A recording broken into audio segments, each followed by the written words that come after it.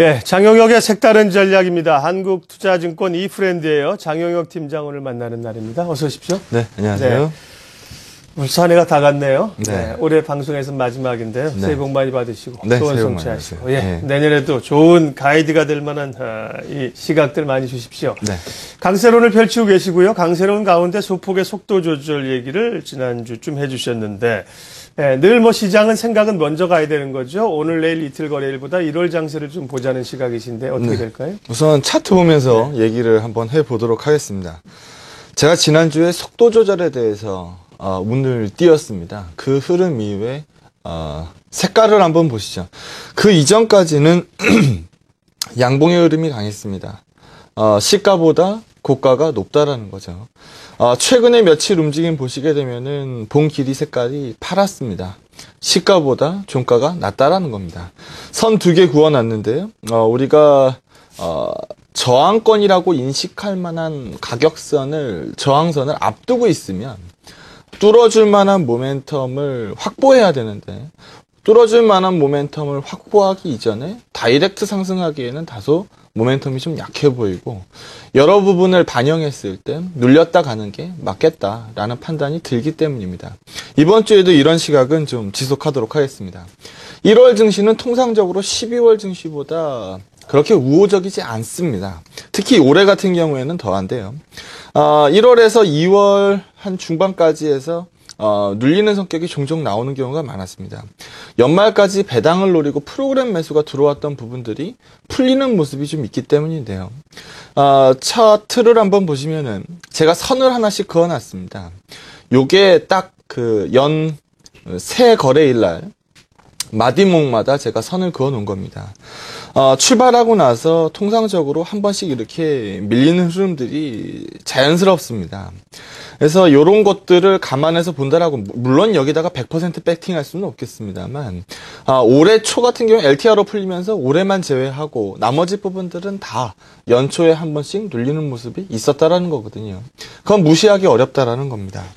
원달러를 하락을 기반으로 해서 외국인들의 순차익 거래 잔고가 꽤 많이 쌓여 있습니다. 5조 7천억 정도 되거든요. 지금 매도 차익 거래 잔고가 5조 8천억이 좀 안 되고요.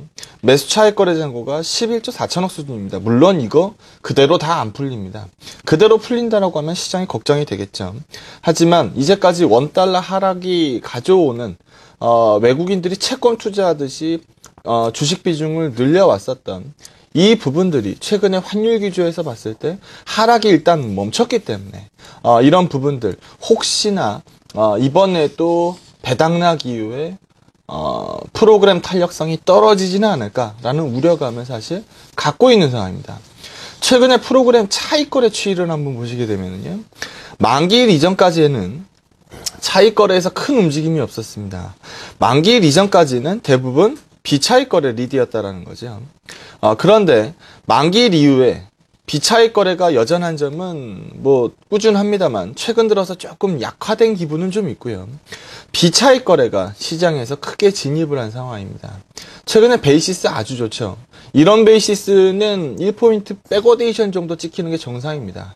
근데 지금 시장 베이시스가 1.6 이상 나오고 있거든요. 괴리도가 지금 2.6입니다. 그러면은 시장에서 프로그램 매수가 밀고 들어가기 아주 좋은 환경을 이제까지 만들어줬다라는 거거든요.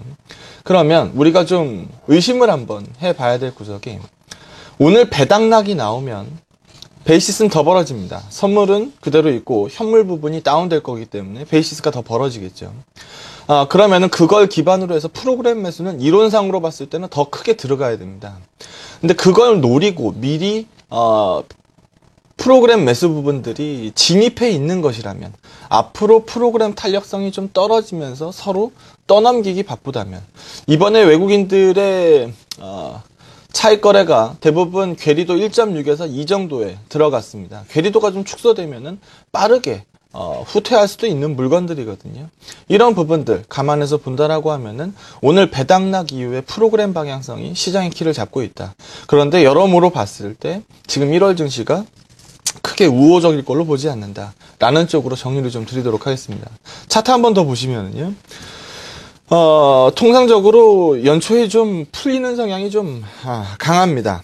재정절벽 이슈도 지금 약간 시끄럽죠. 변동성을 키울 수 있는 요인입니다. 1월이면은 4분기 잠정 실적 발표가 큰 기업들은 몇몇 개 나옵니다. 근데 지금 3분기 실적 나올 때보다 가이던스들이 그렇게 썩 우호적이지 않고 삼성전자 가이던스 좋은데 상당 부분 반영 완료된 상황이거든요. 그러면 어닝 시즌, 4분기 어닝 시즌으로 들어가는 길목의 어닝 기대감도 그렇게 높지 않다라는 겁니다. 엔달러 환율이 지금 20개월 최고치 85엔 왔습니다. 지금 2011년 10월만 해도 76엔대 놀던 게 85엔대 왔으면은 일본한테는 좋겠죠. 우리 한국한테는 우호적인 요인은 아닙니다. 이런 점들 시장을 꺾을 수는 없겠습니다만 속도 조절은 불가피해 보인다라는 쪽으로 의견을 지난주에 이어서 제시해 드리도록 하겠습니다. 예. 사실 내년 1월 장세는 좀 기대감들이 지금 있거든요. 재정절벽 문제가 연내에 해결 못하더라도 1월 달에는 해결되지 않겠는가라는 생각이고요. 좀 긍정적으로 보고 있는데 속도 조절이 좀 필요할 걸로 보셨습니다. 단기적으로는 그렇고요. 그럼 중기적으로는 강세론을 유지하고 계신지 또 전체적인 시장 전략, 종목 전략까지 이어가도록 하겠습니다. 네, 우선 전체적인 시장 뷰를 봤을 때는 변한 게 없죠. 유로화가 급락한 상황도 아니고 미 국채 수익률이 다시 한번 또 공격받고 있는 상황도 아닙니다. 우선 매크로 변수들이 아주 좋습니다. 어제 미국 주택지표 발표 보셨겠습니다만 예측치보다 상당히 잘 나옵니다.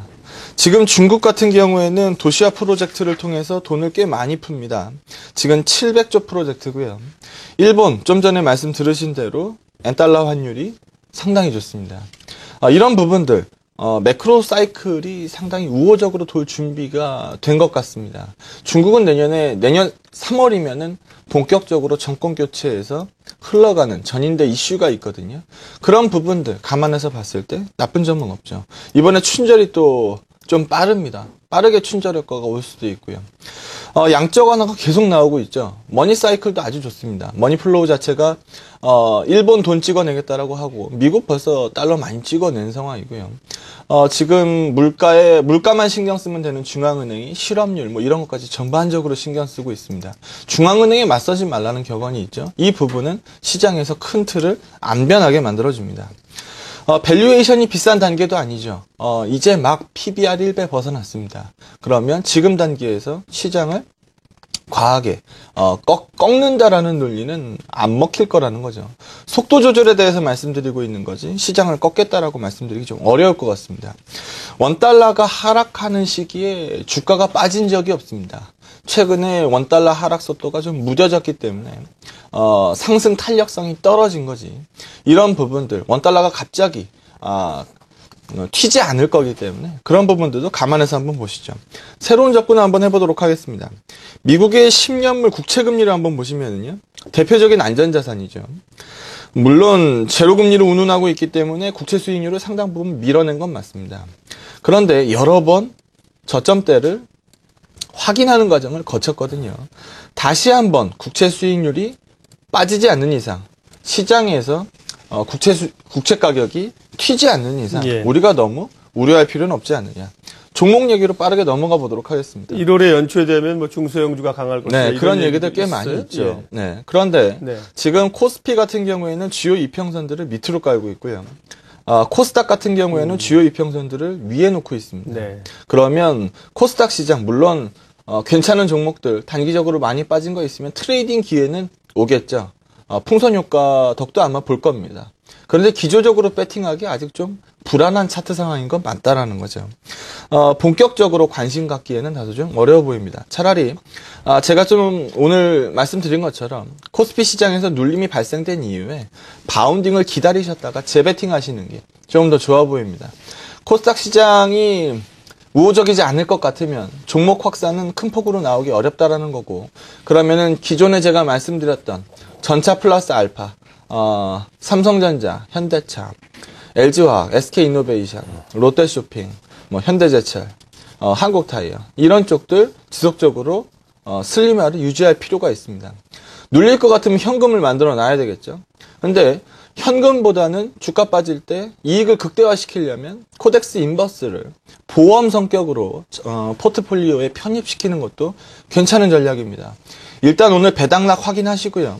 시장에서 프로그램 매수가 변변치 않게 들어가면 일단 시장은 눌리는 쪽으로 보고 수익률 확대 전략, 현금 들고 있으면 수익이 안 늘어나니까요. 단기적으로 인버스로 보험 처리하시는 것도 괜찮은 전략일 것 같습니다. 장영혁의 색다른 전략, 한국투자증권 장영혁 팀장님 함께했습니다. 새해 다시 뵙겠습니다. 고맙습니다. 네, 감사합니다.